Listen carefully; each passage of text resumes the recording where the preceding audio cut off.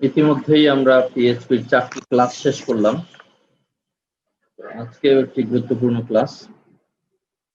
আমরা লাস্ট ক্লাসে array, function, loop এই বিষয়গুলো সম্পর্কে জেনেছি। আজকে জানবো সুপার গ্লোবালস। তো সুপার গ্লোবালস এগুলো ভেরিয়েবল। এই ভেরিয়েবলগুলো ব্যবহার করে আমরা বিভিন্ন রকম কাজ করে থাকি। কয়েকটি এখানে লিস্ট আকারে প্রদর্শিত আছে। একটা ভেরিয়েবলের নাম হলো ভেরিয়েবল গ্লোবালস, এরকম বড় হাতে লিখতে হয়, ভেরিয়েবল গ্লোবালস। আর একটা ভেরিয়েবল আছে variable server, variable underscore server, variable underscore request, variable underscore post, variable underscore get, variable underscore files, variable underscore ENV, variable underscore cookie, variable underscore session. এদের প্রত্যেকেরই আলাদা আলাদা কাজ আছে। যেমন কোনো ফাংশনের ভিতরে আমি যদি কোনো ভেরিয়েবল কল করি, তাহলে সেই ভেরিয়েবলের মানটা আমি কিন্তু বাইরে নিয়ে আসতে পারি না, কারণ সেটি করা হয়েছে ওই ফাংশনের জন্য। আবার কখনো কখনো দেখা যায় যে অন্য কোনো স্থানের ভেরিয়েবল ফাংশনের ভিতরে হয়তো কাজ করে না, এমনও হতে পারে। যদি এই ধরনের কোনো বিষয় দেখা যায়, সেক্ষেত্রে বিশেষ করে ফাংশনের সময় এই ঝামেলাগুলো বেশি হয়। সেক্ষেত্রে ফাংশনের ভিতরে যদি তোমার ভেরিয়েবল বাহিরে বের করার দরকার হয়, যে সেম ভেরিয়েবল আমি একবার ফাংশনের ভিতরে লিখলাম, সেটি বাহিরে আবার ব্যবহার করব, তাহলে সেই ভেরিয়েবলকে গ্লোবাল ভেরিয়েবল হিসেবে চিহ্নিত করতে হবে। যদি আমি সেই ভেরিয়েবলকে গ্লোবাল করে দেই, তাহলেই কেবল সেটি বাহিরে এসে কাজ করবে। তো বাম পাশ থেকে আমরা কয়েকটি ভেরিয়েবল সম্পর্কে জেনে নেই, বিস্তারিত আছে উদাহরণ সহ। Variable global. আচ্ছা, এখানে দেখো ভেরিয়েবল এক্স 75, ভেরিয়েবল ওয়াই 25। হ্যাঁ, এক্স হলো 75, ভেরিয়েবল ওয়াই 25। তো এই ভেরিয়েবল গুলো আমি এই ফাংশনের ভিতরে ব্যবহার করতে চাই। তো সেই ক্ষেত্রে দেখো লিখছে variable global x. Global x যখন লিখছে, তখন ওই যে ভেরিয়েবল সেটি গ্লোবাল আকারে এখানে ব্যবহার করা হলো। আচ্ছা, আমরা তাহলে আমাদের যে পিএইচপি আছে সেখানে একটু প্রাথমিক কিছু বিষয় দেখে নিই, কাজ করে কিনা এতটুকু আগে একটু শিওর হই। জ্যাম্পের ভেতর থেকে আমি রান করতেছি, জ্যাম্প কন্ট্রোল থেকে। আপাতত অ্যাপাচি, আর যদি ডাটাবেস ব্যবহার করতে চাই তাহলে মাইস্কুয়েল সহ রান করতে হবে।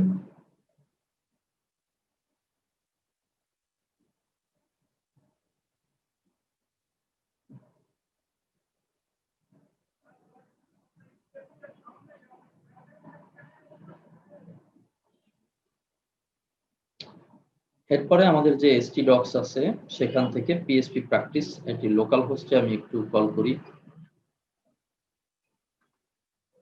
Local host /php practice।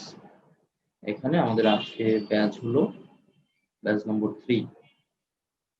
এখানে আমি একটু একটা ফাংশন একটু টেস্ট করি।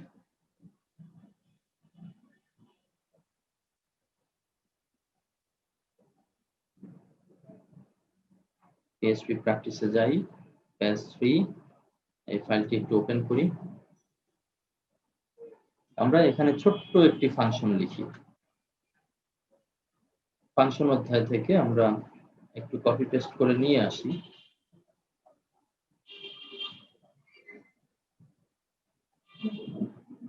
সাপোজ এই যে হ্যালো ওয়ার্ল্ড, এই ফাংশনটি আমরা একটু কপি পেস্ট করি। আচ্ছা, উপরে যে ইকো আছে সেখানে একটি বিআর করে দেই, যাতে করে নিচের লাইনে আলাদাভাবে বিষয়গুলো বুঝতে পারি।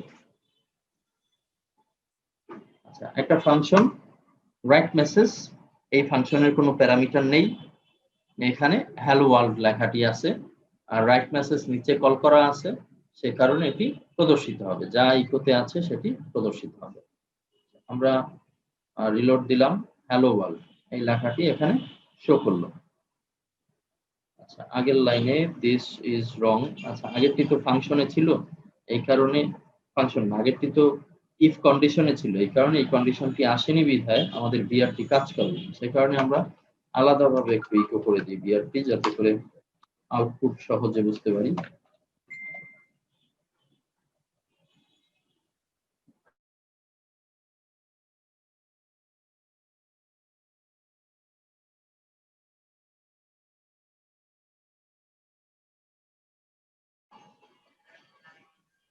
এখানে আলাদাভাবে ইকো বিআর লেখা হলো, আমরা একটু রিলোড করি, নিচের লাইনে আসলো হ্যালো ওয়ার্ল্ড।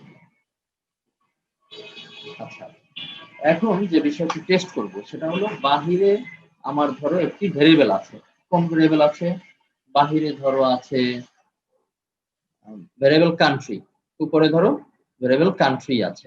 এখন এই ভেরিয়েবল কান্ট্রি এটি আমরা এই ফাংশনের ভিতরে প্রদর্শন করতে চাই। সাপোজ আমি যদি এই হ্যালো ওয়ার্ল্ড এর পাশে যদি ভেরিয়েবল কান্ট্রি লিখে দেই, তাহলে সাধারণ নিয়ম অনুযায়ী, আবারও বলছি সাধারণ নিয়ম অনুযায়ী তো এটা প্রদর্শিত হওয়ার কথা। আমরা একটু ফাইল সেভ করি এবং এখানে রিলোড করি, দেখো কি প্রদর্শন করছে।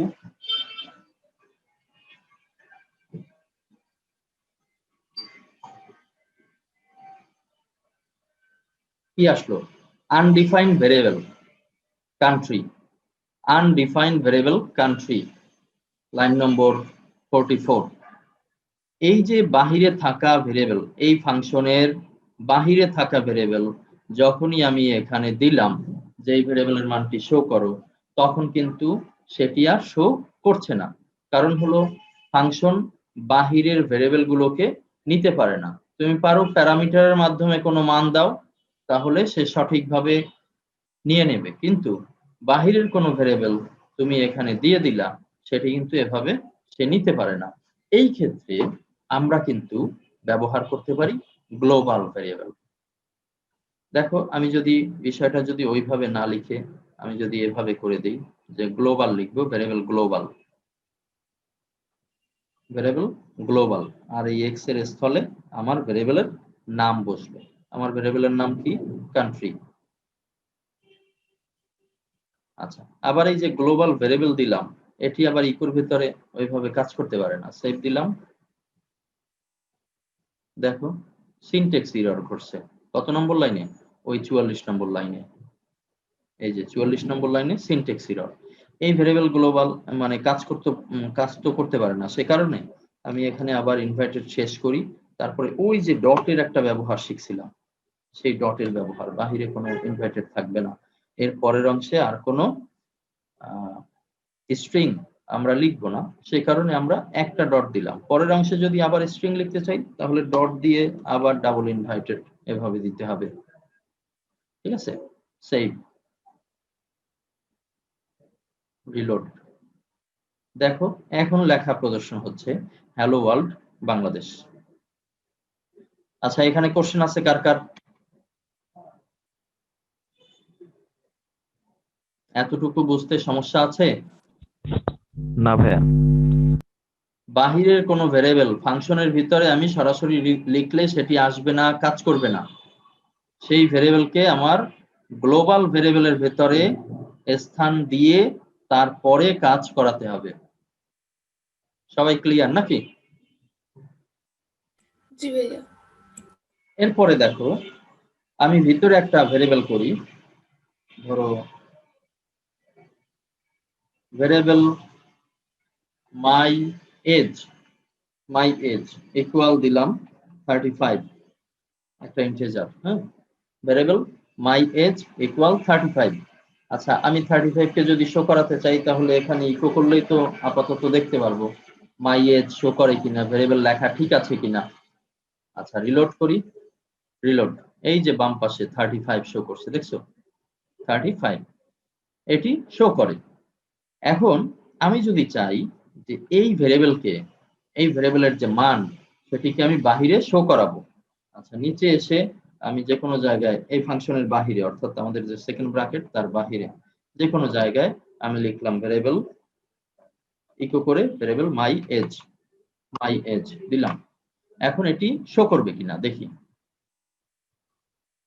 দেখো undefined variable 49, my age undefined, define করা হয়নি এরকম কোন ভেরিয়েবল আমি লিখছি মাই এজ, মানে ও বলছে যে এই নামে কোনো ভেরিয়েবল নাই, মাই এজ নামে কোনো ভেরিয়েবল নাই, এরকম একটা ভেরিয়েবল আমার কল করা হয়েছে লাইন নম্বর 49 এ। এই দেখো লাইন নম্বর 49 এ এটি কল করা আছে। তো এই ভেরিয়েবল তো আসলো না, এর মানটা কিন্তু আমি বাহিরে নিতে পারি না। এই যে নিতে পারি না, এই সমস্যার সমাধানও আমরা করব ওই গ্লোবাল ব্যবহারের মাধ্যমে। আচ্ছা, কি করা যায়? এর পাশে আমি একটু গ্লোবাল লিখে দিই, দেখি কাজ করে কিনা। গ্লোবাল ভেরিয়েবল গ্লোবাল, এভাবে না, একটু বড় হাতে লিখি। ভেরিয়েবল গ্লোবাল, থার্ড ব্র্যাকেট শুরু, ভিতরে ভেরিয়েবল পাবে না, ইনভাইটেড শুরু, আর থার্ড ব্র্যাকেট শেষ, ইনভাইটেড শেষ, থার্ড ব্র্যাকেট শেষ। এই লিখলাম ভেরিয়েবল গ্লোবালস, গ্লোবালস, হ্যাঁ এস আছে কিন্তু, গ্লোবালস মাই এজ এর ভ্যালু হলো 35। এখন আমি মাই এজ কে আবার কল তো দেয়াই আছে, হ্যাঁ। আচ্ছা, রিলোড করি।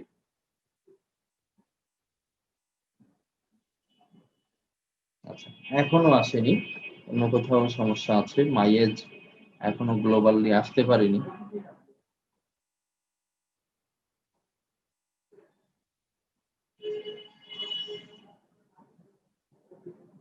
ভেরিয়েবল মাই এজ লেখা তো আছে। আচ্ছা, আমরা সেভ দিলাম কিনা, সেভ তো দেয়া আছে, 35 দেয়া আছে, একটু স্ট্রিং করে দেখি। Undefined variable my age in line number 49, এখনো আনডিফাইন্ড পাচ্ছে।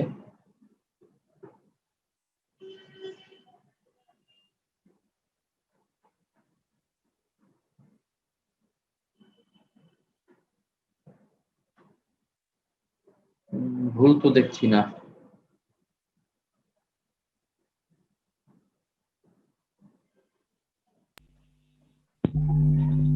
ভাই এখানে যে ইকোতে আপনি কল করছেন মাইজ, এখানে মনে হয় গ্লোবাল সহ ভেরিয়েবল কল করতে হবে, তাহলে মনে হয় আসতে পারে। না, সেটা তো দেওয়ার দরকার হয় না এখানে। গ্লোবাল সহ দিয়ে দেখবো। হ্যাঁ ভাই, গ্লোবাল সহ ভেরিয়েবলটা কল করে দেখেন একটু।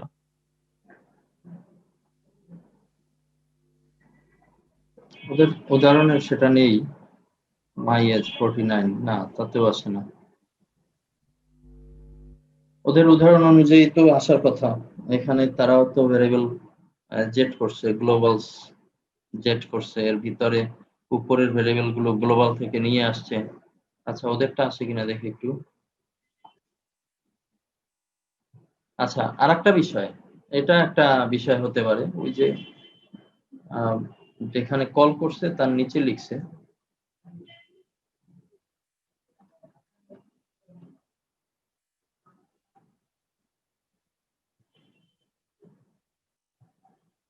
আচ্ছা হ্যাঁ, আমাদের সিস্টেমটাও ঠিক ছিল, কিন্তু ওই যে ভুলটা ছিল আমার যে ফাংশনের নাম ধরে আমি যে কল করলাম, সেই কলের নিচে না করে আমি উপরে ছিলাম, হ্যাঁ।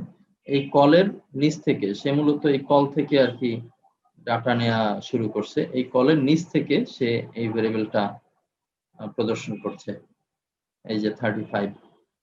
হ্যাঁ, তাহলে যেটা শিখলাম, বাহিরের ভেরিয়েবল ফাংশনের ভিতরে যদি নিতে হয় সেটি গ্লোবাল করে নিতে হবে, আবার ফাংশনের ভেতরের কোনো ভেরিয়েবল যদি আমি বাহিরে ব্যবহার করতে চাই তখনও সেটি গ্লোবালের মাধ্যমে করতে হবে। বুঝতে পারছি? জি জি ভাইয়া, ভাইয়া। বুঝছি।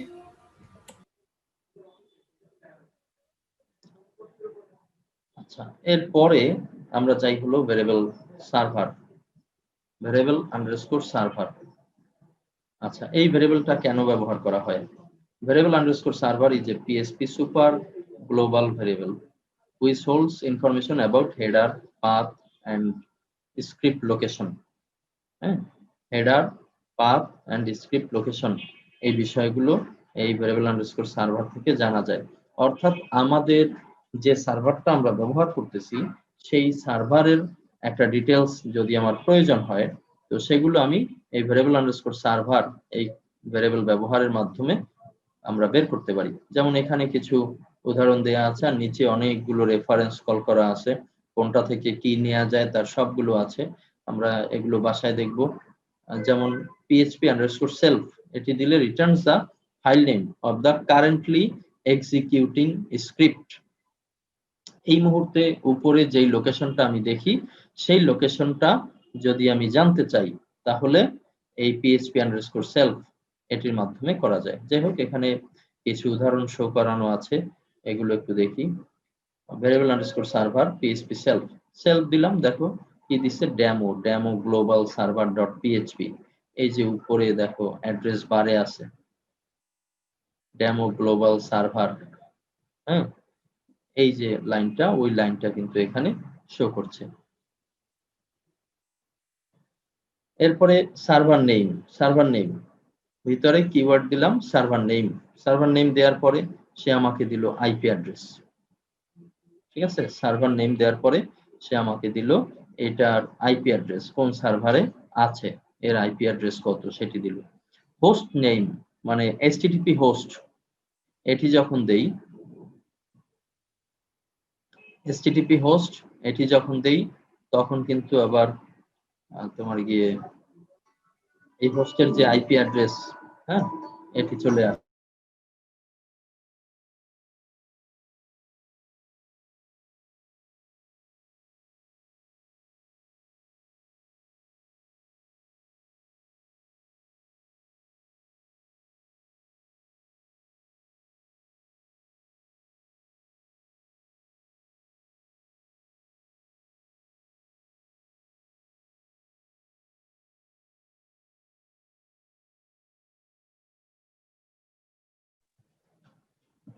এইচটিটিপি হোস্টের মাধ্যমে আমরা এটাও একটা আইপি অ্যাড্রেস পাওয়া যায়, যে এই হোস্টের আইপি অ্যাড্রেসটা কত এটা পাওয়া যায়।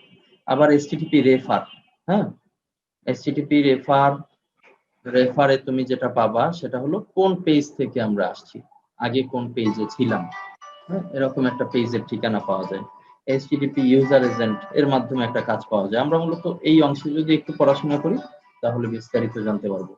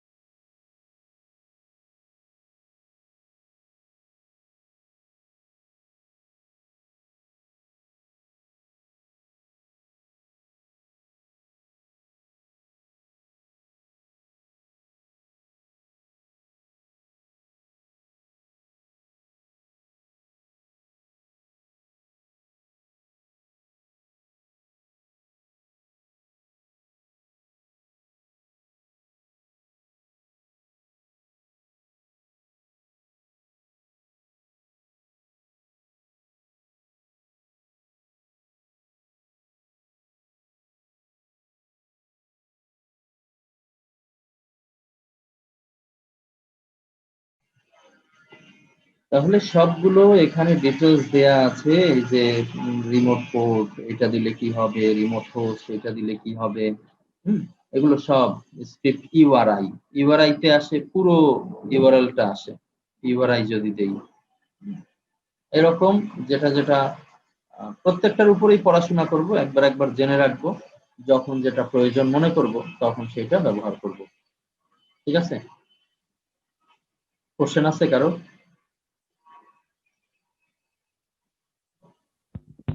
না ভাইয়া।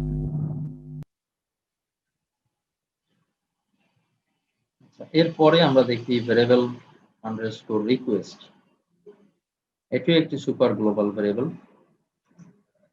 Variable underscore request is a PHP super global variable which is used to collect data after submitting an HTML form.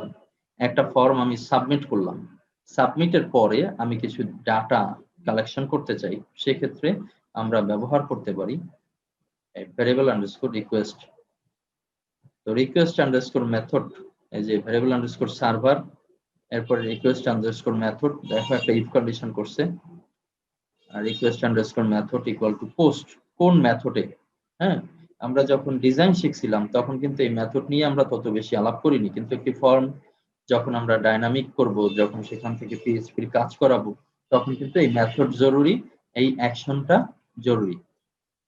Action মানে হলো কোন পেজ, কোন পিএইচপি ফাইলের পেজ এই ফর্ম নিয়ে কাজ করবে। তো এখানে লিখছে মানে variable underscore server PHP self, মানে হলো আমার পিএইচপি কোডিং গুলো এই সেম পেজের ভেতরেই আছে, অথবা আমার এই কোডিং যদি অন্য কোনো পেজে থাকে তাহলে সেই পেজের লোকেশনটা আমি এখানে দিয়ে দেব।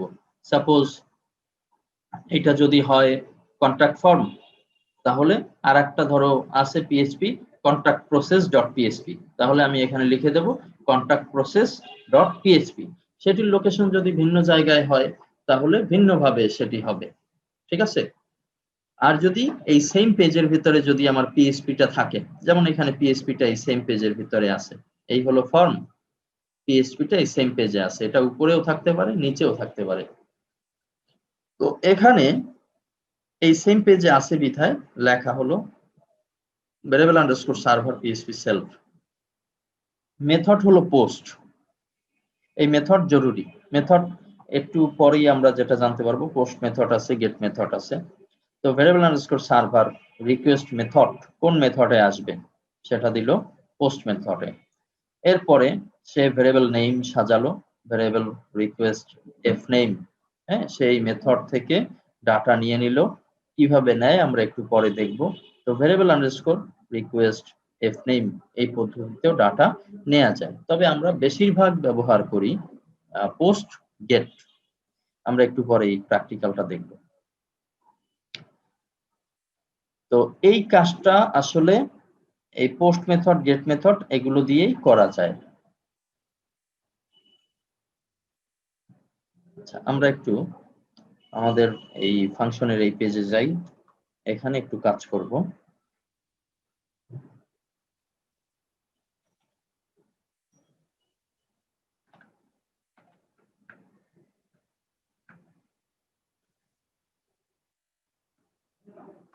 আমাদের একটা ফর্ম দরকার, ছোট্ট একটা ফর্ম দরকার। তো এখান থেকে ফর্মটা কপি করে নেই, কপি করলাম।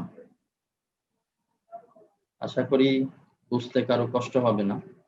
আচ্ছা, ফর্ম তো কপি করলাম, ফর্ম রাখবো কোথায়? ফর্ম রাখতে হবে এই পিএইচপির বাহিরে। হ্যাঁ, পিএইচপির বাহিরে, পিএইচপির বাহিরের অংশটা এইচটিএমএল এর অংশ। আচ্ছা, আমি উপরে রাখতে পারি, নিচে রাখতে পারি, যেখানে ইচ্ছা রাখতে পারি। এই তাহলে নিচে লিখলাম ফর্ম মেথড পোস্ট, আর এই সেম পেজেই আমার পিএইচপি আছে, এটির ঘোষণা দিলাম। আমি এখানে ইনপুট টাইপ দিলাম টেক্সট, আর এই ফর্ম ফিল্ডের একটা নাম দিলাম এফ নেম, ফার্স্ট নেম, আর একটা টাইপ দিলাম সাবমিট। এরও চাইলে নামকরণ হতে পারে, নেম, নেম ধরো কি দিলাম, ধরো নেক্সট পেজ, অথবা সাবমিট, নাম সেমই রাখি আপাতত, সাবমিট। আর টাইপ দিলাম সাবমিট, টাইপ অবশ্যই সাবমিট থাকতে হবে। আর দিলাম হলো ভ্যালু, ভ্যালুতে কি লিখবো, অর্থাৎ বাটনের উপরে কি লেখা থাকবে সেখানে লিখলাম সাবমিট, ধরো সব বড় হাতে দিলাম, সাবমিট দিলাম। এখন একটু ফর্মটা দেখা যায় কিনা একটু দেখি। এখানে এই যে নিচে নেম আর এই ফর্ম, ঠিক আছে, একটা ইনপুট ফিল্ড আছে আর সাবমিট বাটন আছে, নেমের সামনে নেম আছে। আচ্ছা, এখানে আমরা এখন যেটা করতে পারি, আচ্ছা একটু ডিজাইন করে আলাদা করে দেই, আমাদের ফর্মে একটা স্টাইল করে দেই, স্টাইল ইকুয়াল ডাবল ইনভার্টেড শুরু শেষ বর্ডার দিয়ে দিই, একটা বর্ডার ক্লোন, কি যেন লিখি আমরা, 2 পিক্সেল সলিড বোল্ড এরকম লিখি না, 2 পিক্সেল সলিড ব্ল্যাক এরকম দিলাম, দেখি বর্ডারটা আসে কিনা। আচ্ছা, এই যে আসছে, আমরা শুধুমাত্র একটু আলাদা করলাম, একটা প্যাডিং করে দিই।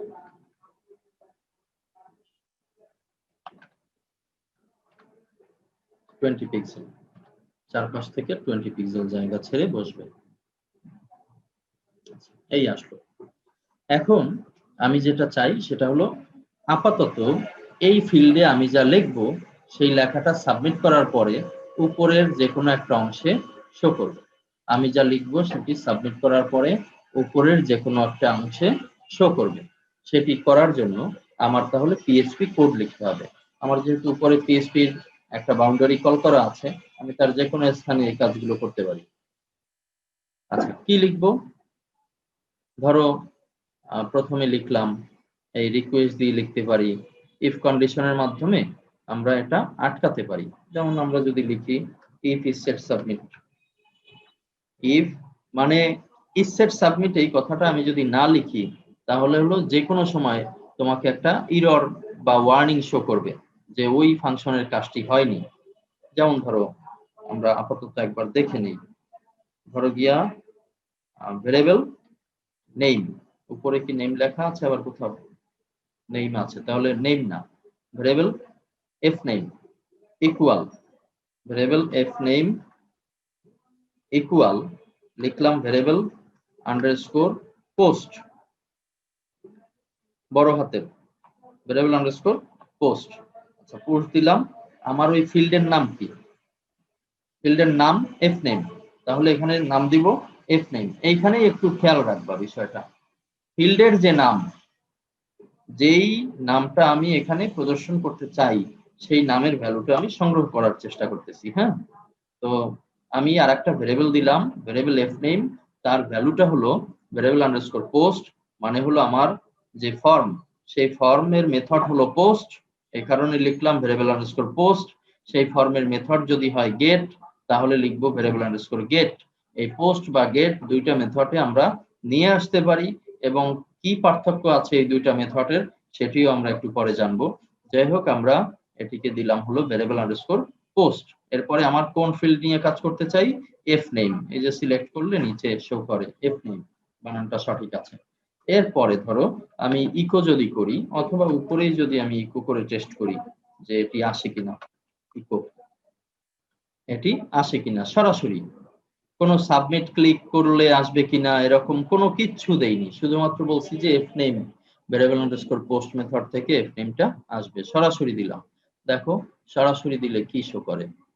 আনডিফাইন্ড ইন্ডেক্স এফ নেম, মানে এই নামে কোনো ভেরিয়েবল সে পায় না, মানে এর কোনো মান পায় না, আনডিফাইন্ড ইন্ডেক্স হয়েছে। হ্যাঁ, লাইন নম্বর 53-তে আনডিফাইন্ড দিছে, তো এই নামে তো নাই তার কাছে, এই কারণে সে দিতে পারলো না।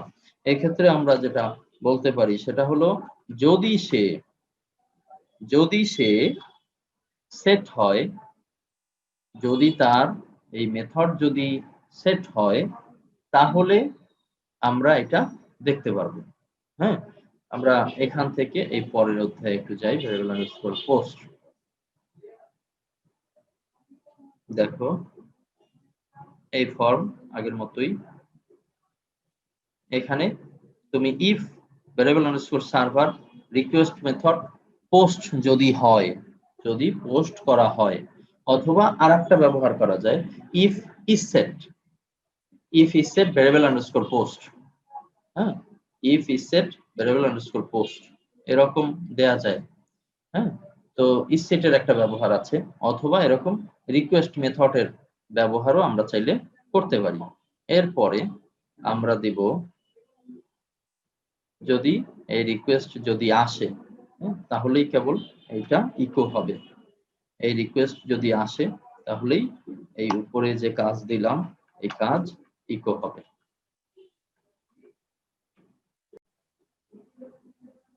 আচ্ছা, এখানে তাহলে লিখলাম ইকো এফ নেম। এখন আমরা যদি সেভ করি, আর যখন রিকোয়েস্ট, এই পোস্ট মেথডের রিকোয়েস্ট যখন কনফার্ম হবে, তখন আমাদের এই ইকোটা করবে, অন্য সব সময় করবে না। রিলোড করি, এখানে কিন্তু কিছুই শো করেনি। হ্যাঁ, কারণ আমি রিকোয়েস্ট পাঠাইনি। আমি যখন লিখলাম আল আমিন, তখন যদি সাবমিট করি, সাবমিট করলে এখানে শো করলো আল আমিন। কোশ্চেন আছে কারো? রেকর্ড পারমিশন একটু দিয়ে দিয়েন আবার। কারো কোশ্চেন আছে? না ভাইয়া। তাহলে যখন আমার এই কন্ডিশন সেট করা আছে, যদি আমার সার্ভারের রিকোয়েস্ট মেথড যদি পোস্ট পায়, হ্যাঁ, যদি রিকোয়েস্ট মেথড পোস্ট পায়, তাহলে আমার এই ভিতরের অংশ কাজ করবে, অন্য সব সময় কাজ করবে না। তাহলে একই পদ্ধতিতে আমার এখানে আরো অনেক কিছু থাকতে পারে, সেই অনেক কিছু কিন্তু আমি এরকম ভেরিয়েবল করে করে, হ্যাঁ, যেই ফিল্ডের নাম যা আছে সেগুলো ভেরিয়েবল করে করে আমি এখানে প্রদর্শন করতে পারি। এখন এই সেম জিনিসটা যদি মেথড গেট হতো, তাহলে কি হতো? একটা জিনিস খেয়াল করো, আমি এখানে যদি লিখি সাদিয়া, সাবমিট করি, তাহলে ওই উপরে লেখা শো করছে সাদিয়া। অ্যাড্রেস বারে কি কোনো কিছু আছে? অ্যাড্রেস বারে তো আমি ওই সেম ফাইলেই আছি নাকি? জি ভাইয়া। সেম ফাইলে থাকার কারণ জি হলো, ভাইয়া। এই যে আমি এখানে কমান্ড করছি, আমার অ্যাকশনটা হবে কোথায়? আমি ক্লিক করলে, সাবমিট ক্লিক করলে সেটা যাবে কোথায়? বলছে যে সার্ভার পিএইচপি সেলফ, মানে এই সেম পেজেই আছি। আর মেথডটা হলো পোস্ট, এই কারণে অতিরিক্ত কোনো অংশ আমি এখানে দেখি না। গেট আর পোস্টের পার্থক্য হলো, গেট মেথডে এই যে ভেরিয়েবল কি মান নিয়ে আসলো সেই ভ্যালুটা অ্যাড্রেস বারে শো করে, তাতে করে তোমার পাশে যদি কেউ থাকে, তাহলে এখানে কোনো গোপন লেখা থাকলে, বিশেষ করে পাসওয়ার্ড লেখাটাও যদি থাকে, সেটিও কিন্তু এখানে চলে আসবে। হ্যাঁ, আর পোস্ট মেথডে করলে সেটি আসবে না। আচ্ছা দেখো, যদি আমি এটা গেট করি, মেথড যদি গেট করে দিই, গেট লিখলাম, ছোট হাত বা বড় হাত যেভাবে লিখি, এখানে এসে আমি অবশ্যই একটু বড় হাত লিখবো, get. If server request method যদি গেট হয়, হ্যাঁ, যদি গেট হয়, তাহলে কি করবে? এটা গেট মেথডে, এই মেথডটা গেট হবে, তখন আর পোস্ট হবে না, এই মেথডটা হবে গেট। হ্যাঁ, ফর্মে গেট হওয়া মানে কি? তোমার এই কন্ডিশনে গেট রাখা, তারপরে যত ডাটা কালেকশন করবা সব ডাটা কালেকশন হবে গেট মেথডের মাধ্যমে। সেভ করি, এই সেম জিনিস আমি যদি রিলোড করি, এখানে দেখো আরেকটা বিষয় আসছে, এফ নেম সে পায় না, আনডিফাইন্ড দিচ্ছে এফ নেম। হ্যাঁ, লাইন নম্বর 54-তে, এই যে 54-তে সে এটা পায় না। হ্যাঁ, একটা ভ্যারিয়েবল ইকো করা আছে, তো ইকো করা আছে বিধায় এই বিষয়টা আসলো, এটা একটা নোটিস করছে তোমাকে, ঠিক আছে? এটা একটা নোটিস, প্রয়োজনে এই নোটিশগুলো বন্ধ করা যায়, অথবা ইফ ইজ সেট একটা পদ্ধতি আছে, সেই পদ্ধতির মাধ্যমে ব্যবহার করলে এই নোটিশগুলো থাকবে না। এখন হলো এই ইকো থাকার কারণে এই নোটিশ আসছে, এখানে মেথড পেলো, কিন্তু এই বিষয়টার রেস্ট্রিক্ট ফুললি হলো না, এটা ইফ ইজ সেট থেকে ভালো করা যায়। আচ্ছা যাই হোক, এটা নোটিশ আকারে আছে, কোনো ইরর না, সে কারণে জটিল কিছু না, এটা এভাবে থাকুক। আমি যদি এখন মনে করো এখানে যদি লিখে দেই যে রবিউল, হ্যাঁ, লিখে যদি সাবমিট করি, তাহলে দেখো উপরে রবিউল লেখা শো করছে। আবার অ্যাড্রেস বারের দিকে তাকাও, এফ নেম রবিউল শো করছে। জি ভাইয়া। তাহলে এই দুইটাই আমি ফর্ম ব্যবহার করলাম, একটা গেট মেথড, একটা পোস্ট মেথড। যদি আমি হাইড করে কাজ করতে চাই, তাহলে আমি ব্যবহার করব পোস্ট মেথড, আর যদি মনে করি যে না উপরে দেখালে সমস্যা নেই, তাহলে ব্যবহার করব গেট মেথড। আবার গেট মেথডের অনেক সময় অনেক ভালো কাজ আছে, তখন আমাদের গেট মেথড গুলো জরুরি। সাধারণত রেজিস্ট্রেশন ফর্ম লগ ইন করার সময় আমরা সাধারণত ব্যবহার করি পোস্ট মেথড।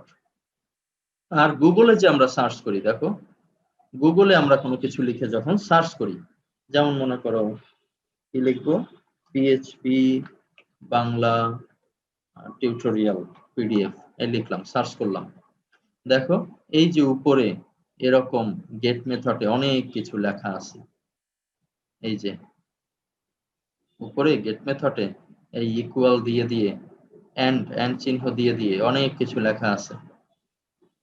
দেখো এই এন্ড ইআই ইকুয়াল, তোমারটাতেও এমনই আছে।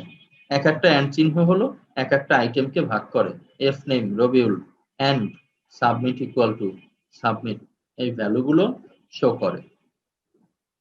বুঝতে পারছি সবাই? জি ভাইয়া। আচ্ছা, এরপরে আমরা যদি এটিকে আবার একটু রিলোড করি। আচ্ছা, এটিকে রিলোড করলে তো হবে না, আমি পুরো অংশটাকে আবার একটু রিলোড করি। দেখো ওই যে আনডিফাইন ইন্ডেক্স, এটা তো আসে, তো এটা আসলে তো আমার ভালো লাগবে না। হ্যাঁ, একটা কমান্ড আছে তার মাধ্যমে সকল নোটিশ বন্ধ করা যায়, কিন্তু নোটিশ তো আমার জন্য উপকারী, মাঝে মধ্যে কিছু নোটিশ আমার দেখাও দরকার আছে। তো সেই কারণে নোটিশগুলো ওইভাবে বন্ধ না করতে চাইলে আমি এই ক্ষেত্রে যেটা করতে পারি, আমি গুগল থেকে একটু ইসসেটের একটা মেথড আছে, পিএইচপি ইসসেট, এই মেথডটা দেখি একটু অ্যাপ্লাই করে।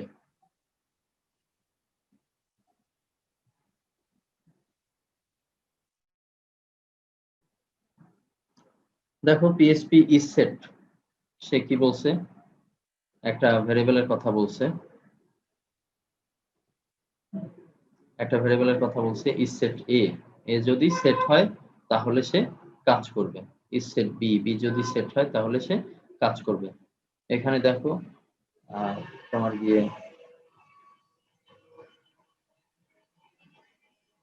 এই একটা উদাহরণ যদি আমরা দেখি, ইফ ইজ সেট, এ যদি সেট হয়, এখানে ট্রু করছে, ভেরিয়েবল এ ইজ সেট, হ্যাঁ, এ সেট অবস্থায় আছে, এর একটা মান আছে, হ্যাঁ, এর একটা মান আছে, আর এখানে বি নাল করছে, এটা ফলস করছে, বি কিন্তু আসেনি, আসছে এ, এর একটা মান আছে, মান যদি সেট হয় তখন সে কাজ করবে।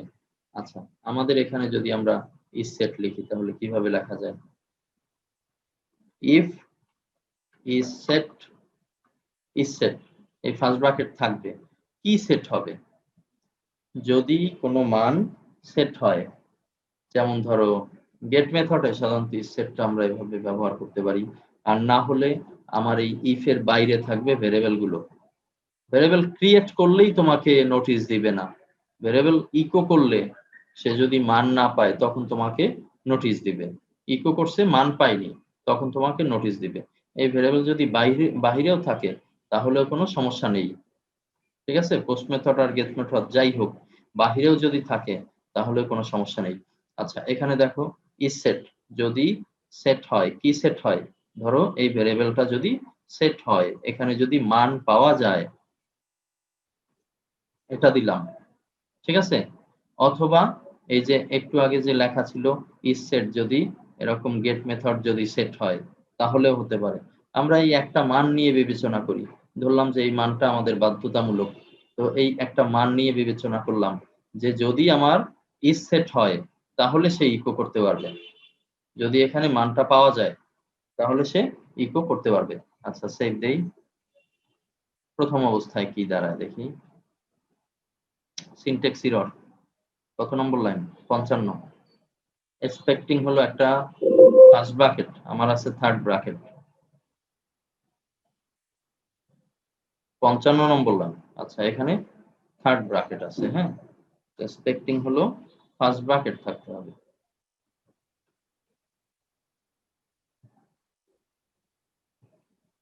এই দিলাম, দেওয়ার পরে রিলোড, কি বলছে, can't use is set on the result expression, you will use null expression, তাই না?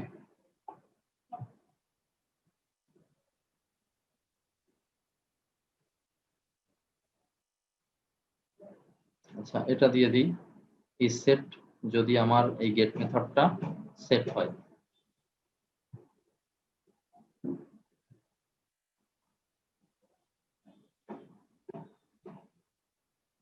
expecting hyphen আর আইডেন্টিফায়ার দরকার।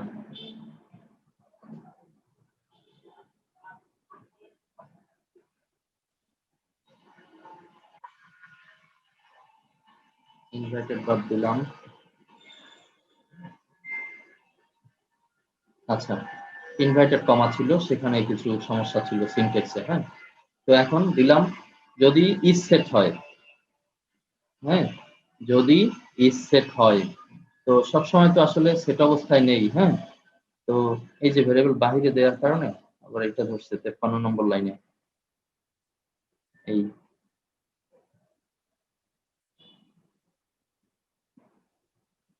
দেখো ভেরিয়েবলটা ভিতরে নিয়ে আসছি, এখন ওই ইজ সেটের কারণে ওই ভেরিয়েবলটা আটকা পড়ছে। হ্যাঁ, কারণ সে তো সেট অবস্থায় নেই। যদি সেট হয় তাহলে এরা কাজ করবে, সেট না হলে কাজ করবে না, এই অবস্থায় আছে। আর বাহিরে দিলে তখন হলো ওই নোটিশ গুলো আসে।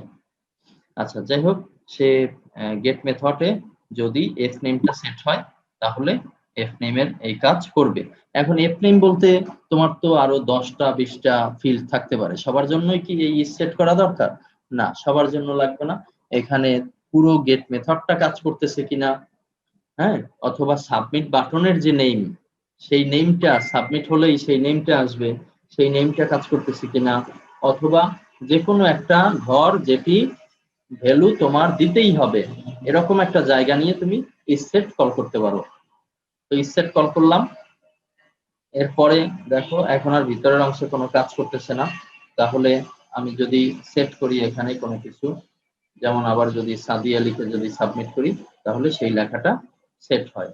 তাহলে আমরা বুঝতে পারলাম যে এই ইসেট ব্যবহারের মাধ্যমে বাহিরে যে ভেরিয়েবল গুলো যদি রাখি, সেগুলোকে আমি যদি এই ইনারে নিয়ে আসি এবং ইকো করে রেখে দিই, তাহলেও কোনো সমস্যা হবে না।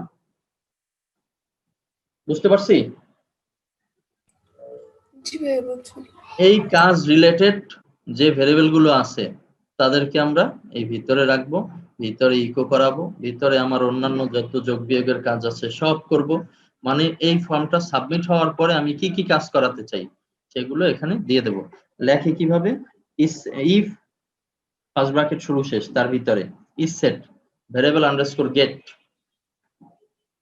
Variable underscore get. হ্যাঁ, তারপরে একটা ফিল্ডের নাম, সেখানে তুমি সাবমিট ফিল্ডের নামটা কি রাখছো, যেমন আমি এখানে যদি দেই তাহলে নাম কি রাখছি, সাবমিট ফিল্ডের নাম সাবমিট। যে সাবমিট যখন ক্লিক হবে তখনই কেবল সেটা সেট হবে, তারপরেই ভিতরের কাজগুলো করবে, আর না হলে এই কাজগুলো বন্ধ থাকবে।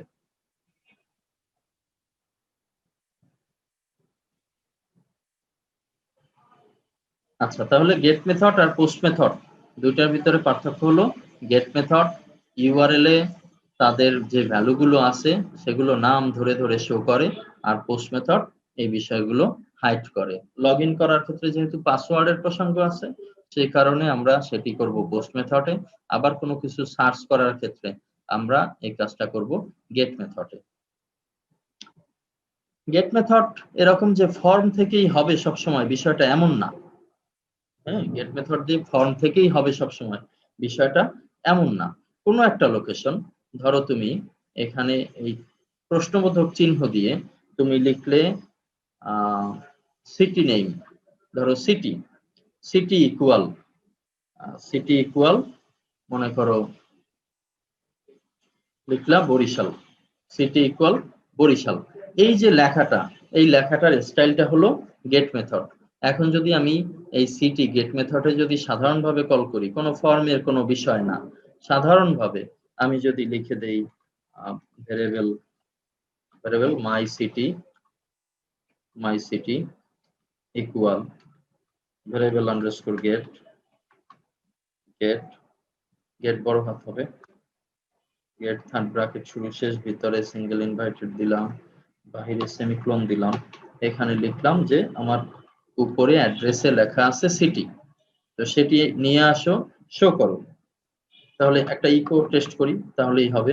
সেভ দেই, এই কথাটি লেখা আছে, এখন আর কোনো মেথড থেকে আসেনি, অ্যাড্রেস বার থেকে আমি ডাটা নামাবো। এই আমরা ইফের ভেতরে যা করলাম সেটিও মূলত ওই অ্যাড্রেস বার থেকে নামানোর একটা পদ্ধতি।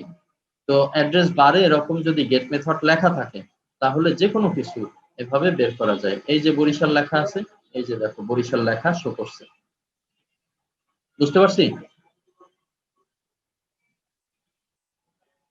সিনট্যাক্সটা হলো ভেরিয়েবল আন্ডারস্কোর গেট, অ্যাড্রেস বারে কি লেখা আছে তার ভ্যালুটা তোমার ভেরিয়েবলে শো করবে।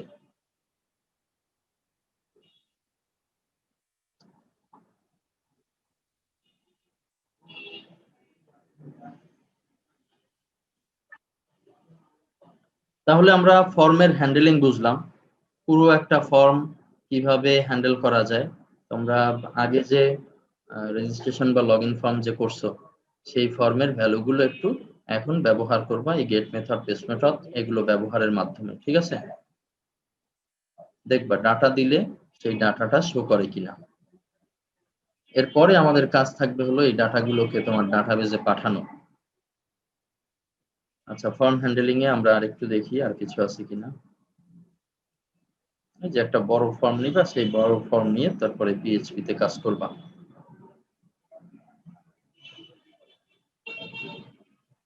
ভ্যারিয়েবল আন্ডারস্কোর পোস্ট নেম এই কথাটা এভাবে লেখা আর একটা ভ্যারিয়েবল তৈরি করে তারপরে সেই ভ্যারিয়েবলকে ইকোর ভেতরে কল করা একই বিষয়। এইটা দেখো অ্যাকশনটা ভাই কি। হাজিরার বিষয়ে একটু দেখেন। আচ্ছা, অ্যাকশনটা কিভাবে লিখছে দেখো তো। অন্য একটা ফাইলের নামকরণ করছে, গেট মেথডে আসবে, অন্য একটা ফাইল এই পিএইচপির কাজগুলো করবে। আর এর আগে আমরা যেটা দেখলাম সেটা হলো এই সেম ফাইল পিএইচপির কাজও করবে। ফর্মের ভ্যালিডেশন, ভ্যালিডেশন কিভাবে দেয়, এই যে রিকোয়ার্ডটা দেয় কিভাবে, যে নামের ঘর ফিল আপ করতেই হবে, না হলে সাবমিট হবে না, এরকম রিকোয়ার্ড দেয় কিভাবে। দেখো রিকোয়ার্ড একটা শব্দ আছে, সেই শব্দটা তুমি যদি তোমার HTML এ ব্যবহার করো, সাপোজ ইনপুটের পাশে একটা অ্যাট্রিবিউটের নাম আছে রিকোয়ার্ড।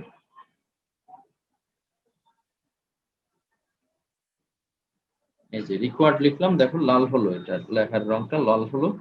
হ্যাঁ, তো এই রিকোয়ার্ড যদি থাকে, সেভ করি, দেখো রিলোড যদি দেই, রিলোড দিলাম, সাবমিট, এই ঘর ফাঁকা রেখে আমি যদি সাবমিট করি তাহলে কি আসলো, please fill out this field, এই লেখাটা শো করলো। এটা কিন্তু এখন সাবমিট হচ্ছে না, ঠিক আছে? তুমি কিছু লিখে রবিউল লিখে সাবমিট করো, সাবমিট হবে, যে রবিউল লেখাটা শো করছে।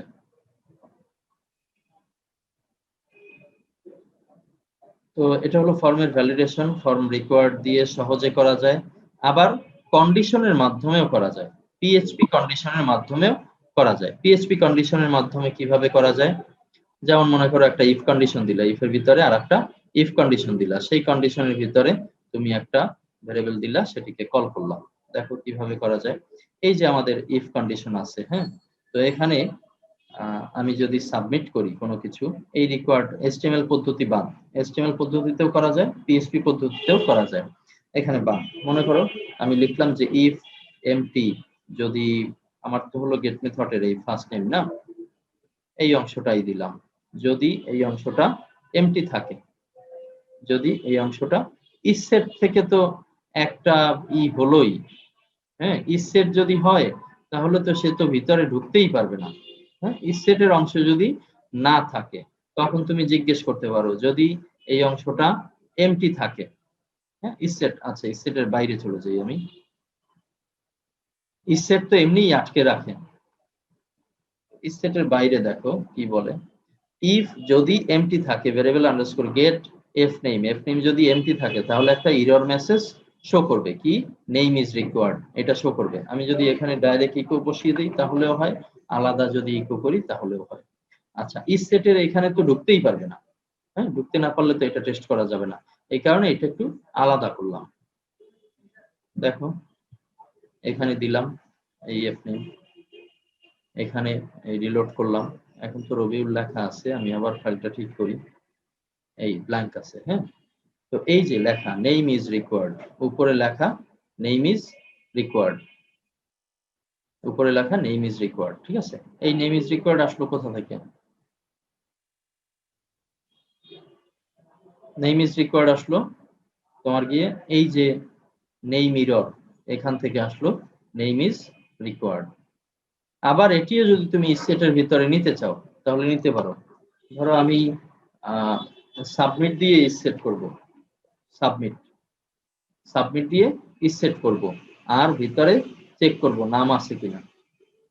ইসেট চেক করবে সাবমিটের মাধ্যমে, ঠিক আছে, ইসেট চেক করবে সাবমিটের মাধ্যমে। আচ্ছা, তাহলে এখানে দেখো if empty get first name. এখন যদি তুমি সাবমিট করো, দেখো ওই লেখা তো আর এখানে শো করবে না, name is required. If isset variable underscore get, তোমার গিয়ে সাবমিট বানানটা কি ঠিক আছে? ঠিক আছে। আচ্ছা, তাহলে ইফ এমটি, যদি এমটি পায় তাহলে ইকো করবে নেম ইজ রিকোয়ার্ড। সেভ করি, রিলোড। এই যে এখন কিন্তু এখানে কিছু নেই, হ্যাঁ, এটা আগের একটা লাইন, এটা না। আচ্ছা, এখন যদি আমি সাবমিট করি, দেখো উপরে লেখা দিচ্ছে নেম ইজ রিকোয়ার্ড, ঠিক আছে। এই ব্ল্যাঙ্ক দিলে উপরে লেখা আসবে নেম ইজ রিকোয়ার্ড, কারণ হলো সে সাবমিট পাচ্ছে, এরপরে ভিতরে এমটি করছে, হ্যাঁ, তাহলে এই name error, name is required, ঠিক আছে। তো বুঝতে পারছো? কোশ্চেন আছে কারো? আমরা তাহলে একটু হাজিরার প্রস্তুতি নিই। না ভাইয়া। সবাই একটু ক্যামেরা অন করি।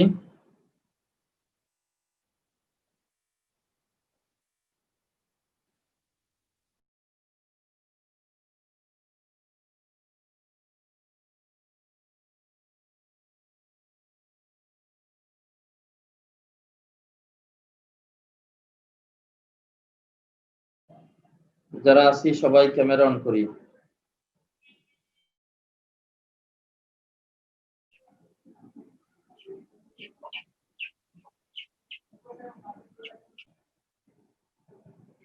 আচ্ছা, কার কোনো কোশ্চেন আছে?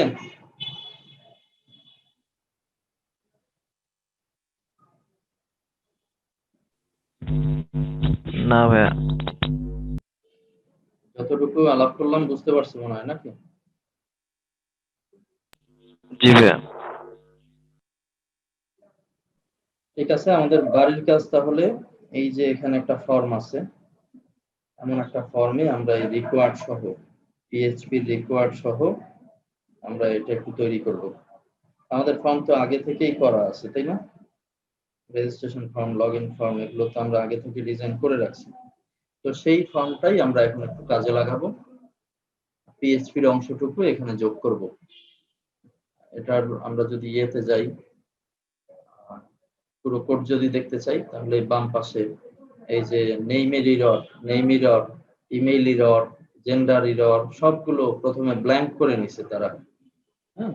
এই এরর গুলো আসবে না, এগুলো ব্ল্যাঙ্ক অবস্থায় থাকবে, এই অবস্থায় তারা রেখে নিছে।